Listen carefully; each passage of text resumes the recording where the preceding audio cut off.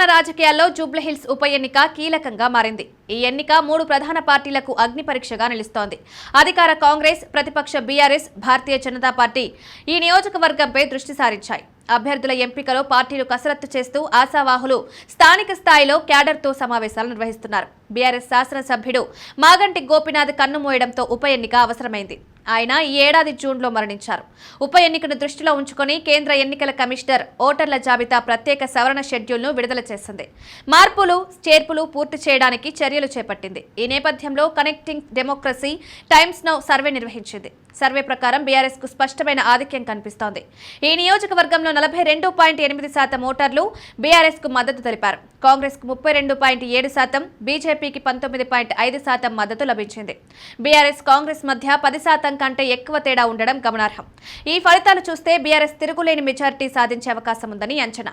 యువత, మహిళల మధ్య బీఆర్ఎస్ వైపు ఉందని సర్వే చెప్తోంది. 18 నుండి 25 ఏళ్ల వయసు గల ఓటర్లలో 27.3% బీఆర్ఎస్ కు మద్దతు చూపించారు.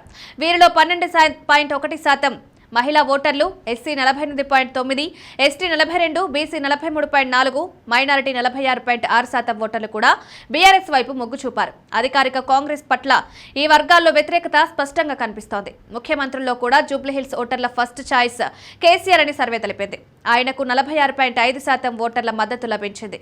ముఖ్యమంత్రి రేవంత్ రెడ్డికి 28.4% ఓటర్లు మాత్రమే మద్దతు తెలిపారు. కాంగ్రెస్ ప్రభుత్వం పనితీరు పట్ల 41.5% ఓటర్లు అసంతృప్తిగా ఉన్నారు. గ్రూప్ 1 పరీక్షల అవకతవకలు, ఉద్యోగుల హామీలు నెరవేర్చకపోవడం, మౌలిక సదుపాయాల కొరత వంటి అంశాలు అసంతృప్తికి కారణమయ్యాయి.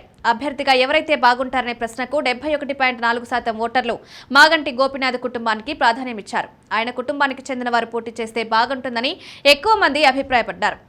మాగంటి గోపీనాథ్ భార్యకు బీఆర్ఎస్ టికెట్ ఇచ్చే అవకాశం ఉందని సమాచారం. ఈ ఉప ఎన్నిక బీఆర్ఎస్ కార్యనిర్వాహక అధ్యక్షుడు కేటీఆర్ కు పెద్ద సవాల్గా మారింది. పార్టీ ఫిరాయింపులు, కవిత అసమ్మతి వంటి సమస్యల మధ్య జూబ్లీహిల్స్ లో గెలుపు ఆయనకు ఊరటనిస్తుందని ఓటర్లు భావిస్తున్నారు.